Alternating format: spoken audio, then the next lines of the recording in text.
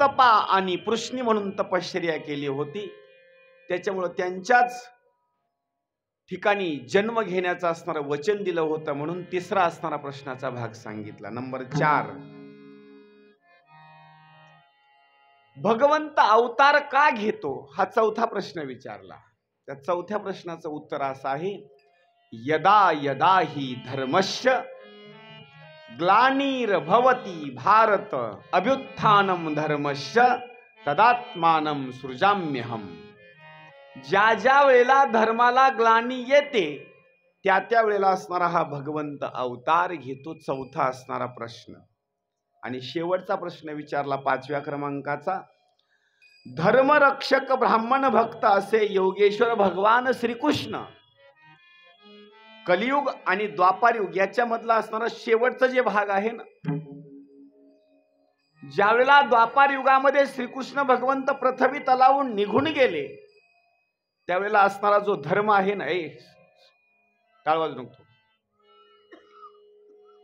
ज्यावेळेला द्वापार युगाचा असणारा अंतभाग आणि कलियुगाची सुरुवात, त्यावेळेला श्रीकृष्ण भगवंत वैकुंठ धामाला निघून गेल्याच्या नंतर पांडव आहेत 5 आणि त्याच्यामध्ये असणारा एक धर्म, तो धर्म नेमका भगवंत श्रीकृष्ण वैकुंठ धामाला गेल्याच्या नंतर तो असणारा धर्म कोणाला शरण गेला, असे असणारे 5 असणारे प्रश्न विचारले. आणि हे 5 प्रश्न विचारल्याच्या नंतर मग मात्र याच्या नंतरचा एक प्रश्न शौनकांनी विचारला, सांगा माणसाचा सगळ्यात मोठा असणारा धर्म कोणता. आता आपण वेगळे आहोत, इथं संपूर्ण जण मनुष्य योनीमध्ये जन्माला आलोत, पण प्रत्येकाचा असणारा धर्म मात्र वेगळा वेगळा धर्म आहे. तुम्हाला जर प्रश्न विचारला, सांगा तुमचा धर्म कोणता, धनगर समाजामध्ये माणूस जर जन्माला आलेला असेल तर त्यांना एकच धर्म आपला सांगावा लागेल, मला मेंढी पालन करावं लागेल, त्याची लोकर काढावी लागेल, घोंगडी तयार करावी लागेल, विकावी लागेल, त्यांचा असणारा सांभाळ करावा लागेल, हा धनगर समाजाचा असणारा. क्षत्रिय कुळामध्ये जर जन्माला आलेला असेल तर क्षत्रिय कुळामध्ये जन्माला आलेला जो व्यक्ती आहे त्याचा सुद्धा धर्म या ठिकाणी सांगितलेला आहे. जर युद्ध जर लागलं ना तर युद्ध लागल्याच्या नंतर त्या क्षत्रियानं त्या रणांगणामध्ये मरायचं, पण पाठ दाखवून कधी सुद्धा पाठीमागं पळायचं नाही, हा क्षत्रियाचा असणारा धर्म सांगितलेला आहे. तिसऱ्याचा असणारा धर्म सांगितलेला आहे ब्राह्मणाचा, शमो दमस तपः शौचम शांतिरार्जव मेवच दानमीश्च भावश्च. हा या ठिकाणी ब्राह्मणाचा सुद्धा धर्म सांगितला आहे, शमो दमस तपः शौचम शांतिरार्जव मेवच. ब्राह्मणानं काय करायचं, क्षमाशील असावा, इंद्रियावर दमन करणारा ब्राह्मण असावा, त्याचा सुद्धा त्या ठिकाणी धर्म सांगितलेला आहे. शेतकऱ्याचा धर्म सांगितलेला आहे, कृषी गौरक्ष वाणिज्यम वैश्य कर्म स्वभावजम परिचर्यात्मकम कर्म शूद्र शापी स्वभावजम. कुणाचा धर्म सांगितला, वैश्याचा धर्म सांगितला. वैश्याचा धर्म म्हणजे शेतकऱ्याचा धर्म सांगितला. त्यानं काय करायचं, फक्त असणारी आपली शेती करायची. आणि शेतीला सुद्धा गोष्ट सांगितलेली आहे, ज्या वेळेला तिची नांगरण करायची आहे त्याच वेळेला त्यानं नांगरण करायची, ज्या वेळेला पेरणी करायची आहे त्याच वेळेला त्यानं पेरणी करायची. नाही तर शेतकरी सगळे आता काढणीच्या वेळेला, पीक काढण्याच्या वेळेला जात आहेत, आणि हा शेतामध्ये आता पेरणी घेऊन जात आहे. काही उपयोग आहे त्याचा, काही उपयोग नाही. त्याचा धर्म सांगितलेला आहे, प्रत्येक वेळेला असणार त्याचं त्यानं ते काम करायचं. आणि शूद्राला एक धर्म सांगितलेला आहे की त्यानं सगळ्या धर्माची असणारी सेवा करायची. शूद्रा करता असणारा धर्म सांगितलेला आहे. मग कोणी श्रेष्ठ असो कसाही असो त्याला वंदन त्या ठिकाणी करायचं. तसं हे असणारे मनुष्य योनीमध्ये जन्माला आल्याच्या नंतर प्रत्येकाचे असणारे धर्म वेगवेगळे आहेत, पण एक सगळ्यात मोठा धर्म सांगितला, सवये पुंसाम परो धर्मो यतो भक्ती रधोक्षजे अहेतुक्य प्रतिहता ययात्मा संप्रसिदती. माणसाचा सगळ्यात मोठा जर धर्म कोणता असेल, आपल्या जातीमध्ये जन्माला येऊन आपल्या जातीसारखं वागणं, हा तर एक धर्म आहे. पण माणसाचा याच्यापेक्षा एक मोठा आणखी धर्म आहे. कोणता पहा. अहेतुक्य प्रतिहता ययात्मा संप्रसिदती. अहेतुक्य हा शब्द फार महत्वाचा आहे. अ म्हणजे नाही आणि हेतू म्हणजे असणारं काम. आता पहा, थोडस म्हणजे विचार करून मी बोलतो आणि तुम्ही पण विचार त्याचा करा.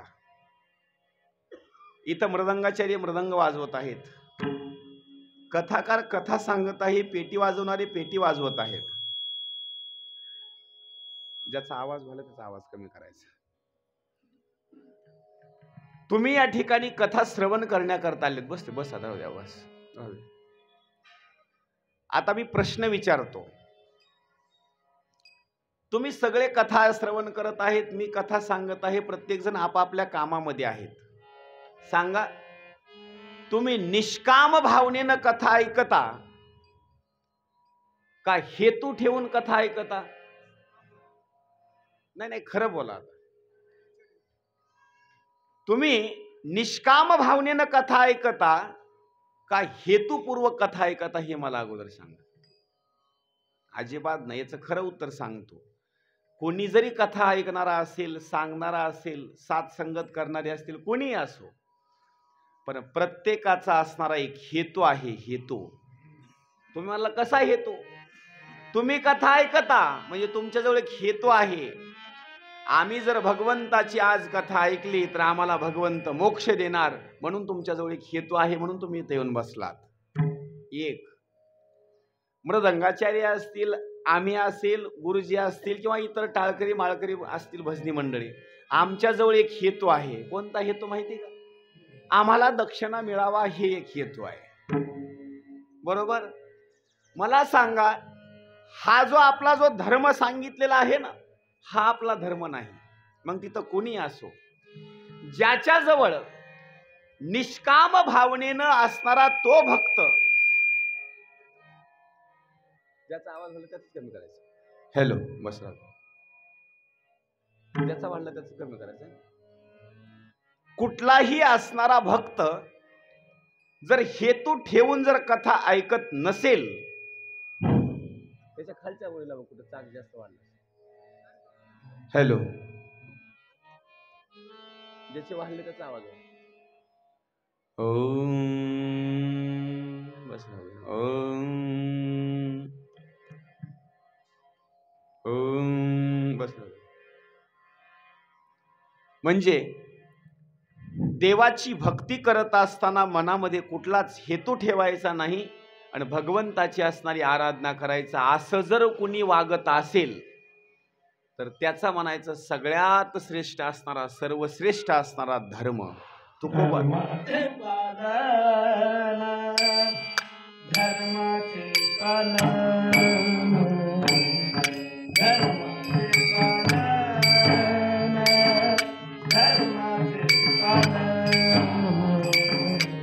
धर्माचे पालन, धर्माचे पालन, धर्माचे पालन, धर्माचे पालन.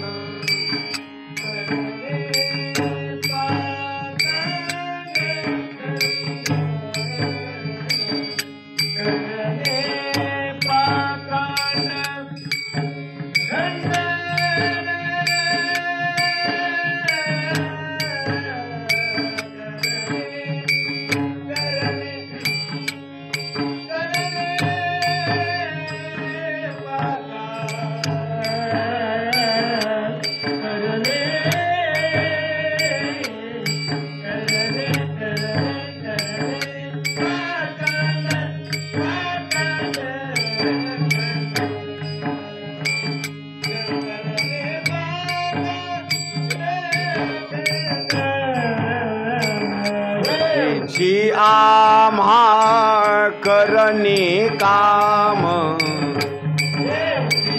आम्हा